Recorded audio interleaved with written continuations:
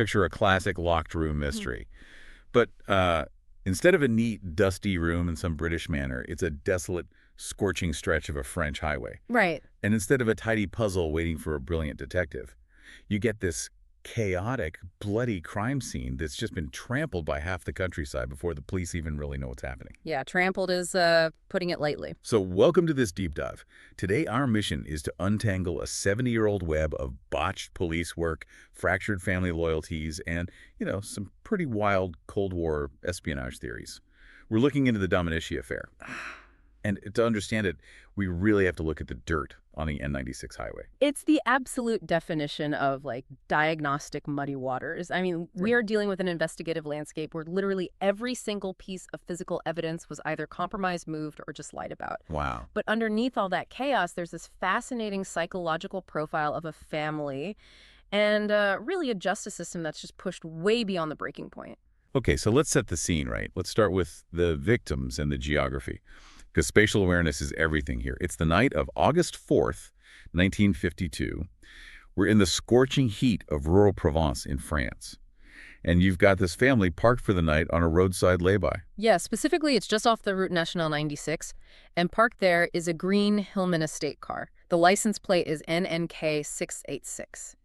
Inside the car, or, camping right next to it on these camp beds, are the Drummonds. The British family, right. Exactly. You have 61-year-old Sir Jack Drummond, who is this prominent, highly respected British scientist, and with him are his 45-year-old wife, Anne, and their 10-year-old daughter, Elizabeth. They're just on this carefree summer holiday. But they unknowingly chose, honestly, the absolute worst place in France to stop for the night. Oh, without a doubt. Because of exactly where that lay-by is located, they parked their car merely 165 meters away from a rundown local farm known as Le Grand Terre. Wait, 165 meters? Hmm? That's barely the length of a football field and a half. That isn't just near the farm. They're practically camping in their front yard. Oh, yeah, it is entirely within the domain of the Dominici clan. And this farm is ruled with an absolute iron fist by this 75-year-old patriarch named Gaston Dominici. Right, Gaston. Yeah. And Gaston lives there with his wife, Marie. She goes by the rather unflattering nickname, La Sardine. Oh, harsh. Yeah. And they share this really crowded farmhouse with their 32-year-old son, Gustave's wife, Yvette, and their baby. Okay, so imagine you're the Drummonds. You think you found a quiet spot in the country, but you've actually parked next to a total pressure cooker. Yeah. So what's the dynamic at Le Grand Terre that specific evening? Why is the tension so incredibly high? Well, it all comes down to a catastrophic mistake that was made earlier that day. Marie had accidentally left an irrigation valve open on the farm. Okay. So the water cascades down the property and actually creates a landslide right onto the nearby railway tracks. So a mudslide on the tracks. Yeah. I mean, that's a hassle, but why is it causing a massive family crisis? Because of the financial mechanism of rural French law at the time. This isn't just an inconvenience, If a train is delayed or, worse, derailed because of their negligence, the railway company will impose a massive fine on the farm. Oh, wow. A fine that could spell total financial ruin for the Dominici family. So that evening, the men of the family are just pacing. They're checking the tracks. They are furious, terrified, and on extremely high alert. Which makes the timeline of what happens next completely defy human logic. Right. I mean, we have a family wide awake, practically guarding their property against a railway disaster. And then between 1:00 and 1:10 a.m., violence just shatters the night. 6 or 7 loud gunshots ring out in the dark. Yeah, and these are loud, military-grade rifle shots. The noise is absolutely deafening. The farm dogs go crazy, barking nonstop for a full half hour. So you'd expect panic, right? Or at least someone grabbing a lantern or, calling the local gendarmes. But what do the Dominicis actually do? According to every single member of the family, absolutely nothing. They all swear to the police that they heard the shots, they recognized it as heavy gunfire, they heard their dogs going berserk, and they just rolled over and went back to sleep. I am going to push back heavily on that. I mean, if you are a farmer on edge, terrified that a train is going to hit a mudslide and a barrage of gunfire erupts 100 yards from your window, you don't just sleep through it. That kind of apathy just isn't natural. No, it's highly performative apathy. Psychologically, it really suggests one of two things. Either they are completely terrified of this authoritarian patriarch who has ordered them to just stay put, or it's the silence of people who already know exactly who is pulling the trigger. Right, and that performance continues right at dawn. So let's look at the early hours of August 5th. So Gustav Dominici claims he woke up around 5:30 a.m. He says he walked out of the farmhouse to check on the railway landslide, to assess the damage in the daylight. And that is when he spots the 10-year-old, Elizabeth Drummond. She's lying near a bridge that leads down to the Durance River. And this is where the story goes from just a tragedy to something deeply sinister regarding Gustav. Because she isn't dead yet. No, she wasn't. Gustav later actually admits to the police that when he found Elizabeth, she was still alive, she was moaning, but he does absolutely nothing to help her. Nothing. Nothing. He doesn't try to stop the bleeding. He doesn't comfort a dying child. He doesn't even run to the farmhouse to call for an ambulance. Instead, he just walks up to the N96 highway and he waits. At around 6 Marno a.m., he flags down a passing motorcyclist. It's this local factory worker named Jean-Marie Olivier. Gustav effectively delegates the rescue of this child to a total stranger, just telling him to go get the authorities. Exactly. And by the time the gendarmes finally arrive, Elizabeth has succumbed to her injuries. And the brutal reality of the scene is just laid bare. Jack Drummond was found across the road from the camp. He'd been shot in the back. But the medical examiner noted a very specific physiological detail. Jack's bladder was completely empty. Meaning he wasn't ambushed in his sleep. He had woken up, stepped away from his family, crossed the road to relieve himself, and that's when the confrontation started. Precisely. Now, his wife, Anne Drummond, lay near the car. She had been shot multiple times. But interestingly, someone had taken a blanket and covered her body after she was killed. Which always implies a psychological shift in the killer, Covering a victim usually denotes remorse or like an inability to look at what they've done. It's a deeply personal gesture. But the treatment of the little girl, Elizabeth, is the exact opposite of remorse. It is horrific. I mean, Elizabeth had clearly tried to run for her life. She was found down by the riverbank. But she wasn't shot. Her skull had been bludgeoned with a heavy, blunt object.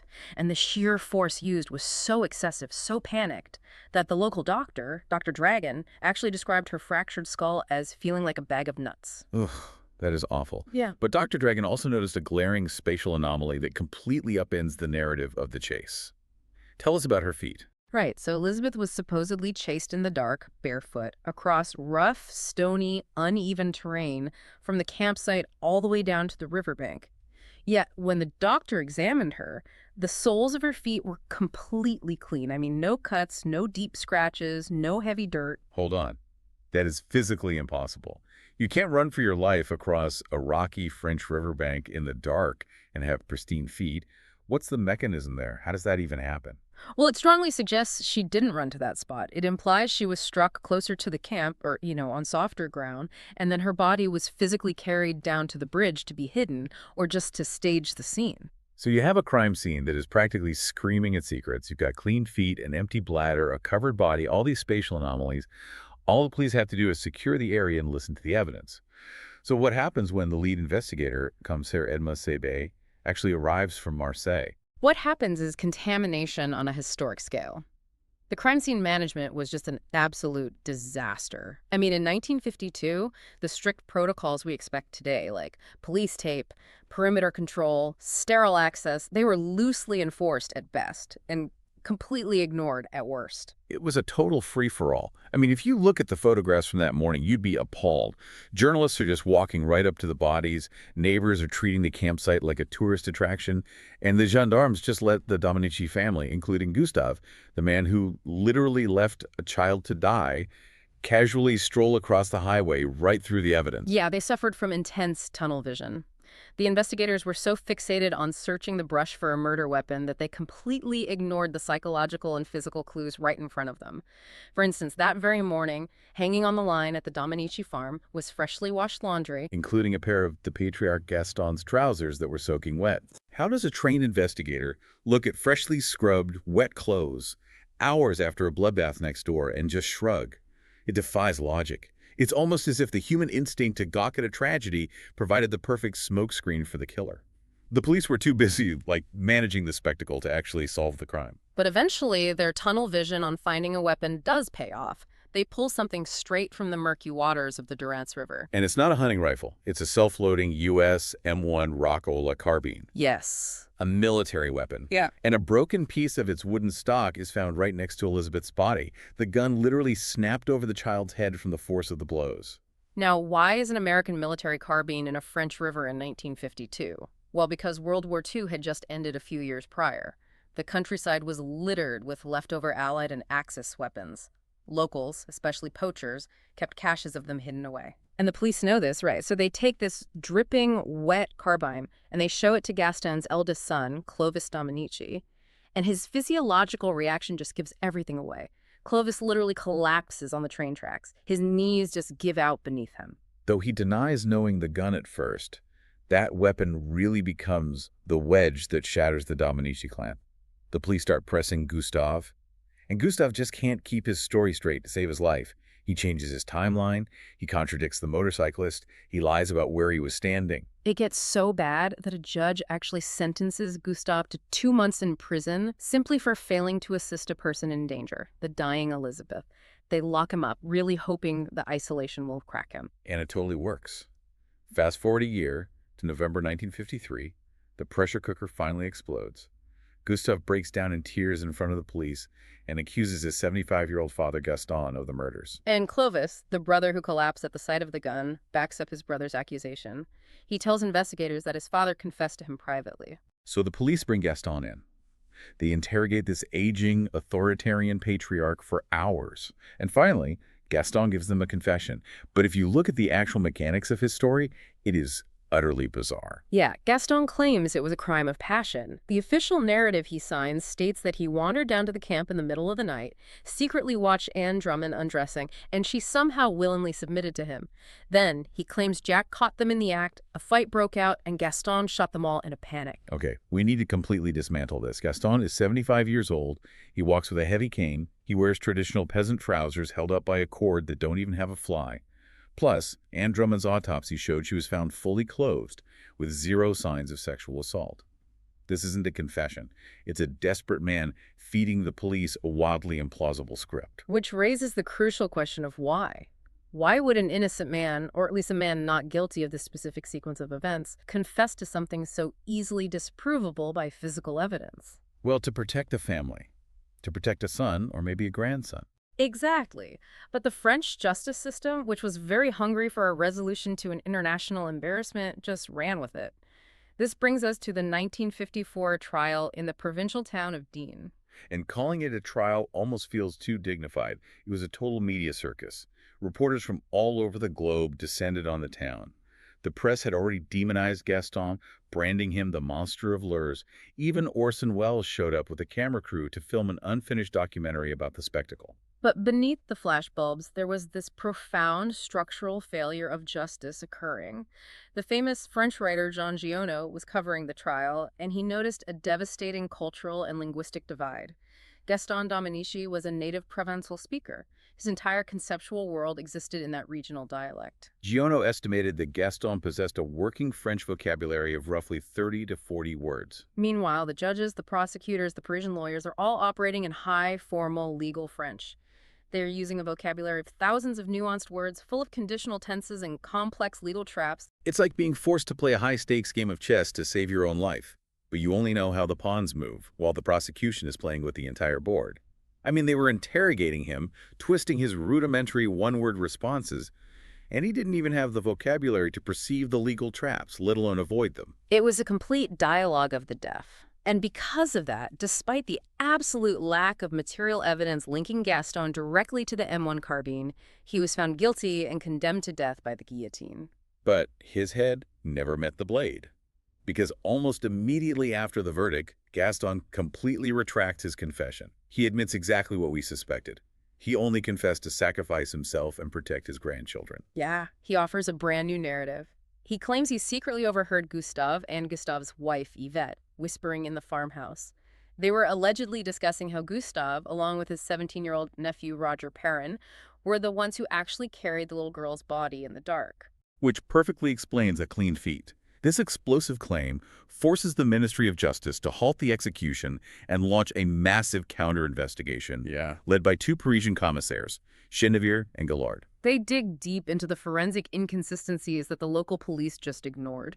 And while they don't definitively lock someone else up, they cast enough reasonable doubt to save Gaston's life. In 1957, French President René Coty commutes the sentence to life in prison. And then in 1960, General Charles de Gaulle pardons the aging Gaston entirely. He's released and dies in a hospice 5 years later. But the pardon leaves us with a massive void. If Gaston didn't do it, who actually killed the Drummonds? Commissaire Chenevier, who ran the counter-investigation, developed a very grounded local theory, the poaching theory. Right. Chenevier believed Gustave and the teenager, Roger Perrin, were out poaching that night with their hidden military rifles. Jack Drummond, getting up to relieve himself, accidentally stumbled upon armed men near his sleeping family. A scuffle ensued.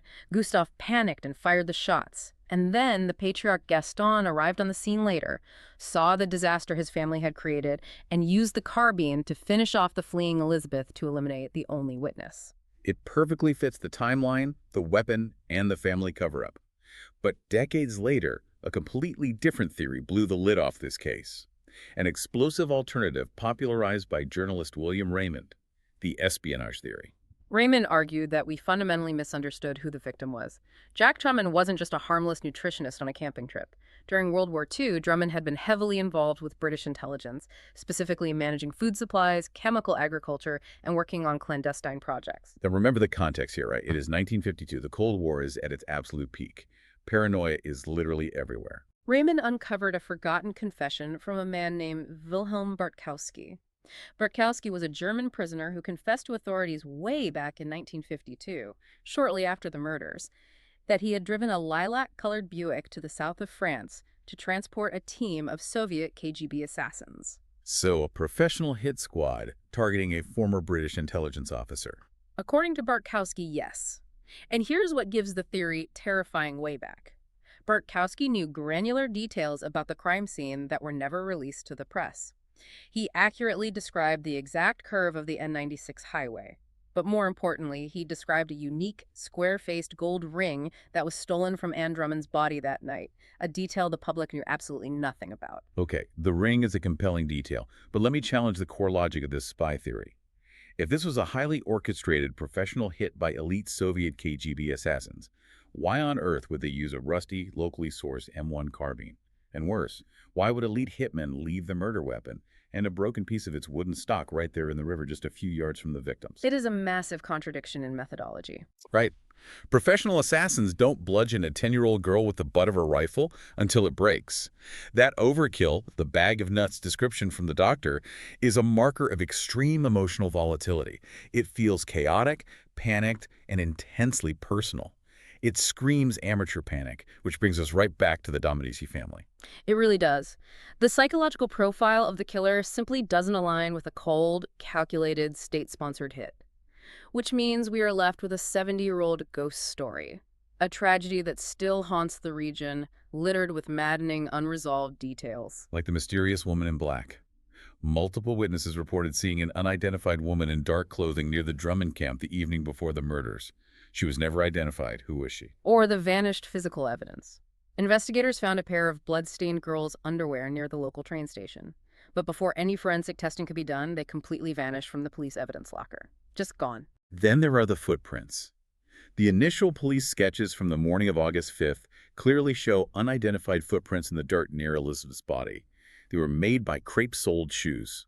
Gaston Dominici wore hobnailed peasant boots. Gustave wore regular leather shoes. The only person in the family known to wear crepe-soled shoes was the 17-year-old nephew, Roger Perrin. But if we look at the broader forensic reality, the most tragic loss of evidence happened on day one, born of pure police ego. During the attack, Jack Drummond fought for his life. In the struggle, a chunk of skin from his attacker was torn off and remained in Jack's hand. It was the physical proof of the killer's identity. And what happened to it? Commissaire Sabale secretly pocketed it. He put the skin in a matchbox in his pocket, didn't log it into evidence, and eventually it was completely lost. The lead investigator's ego literally swallowed the only irrefutable piece of science they had. It perfectly encapsulates the entire investigation. It really does. So we leave you with this lingering idea to mull over.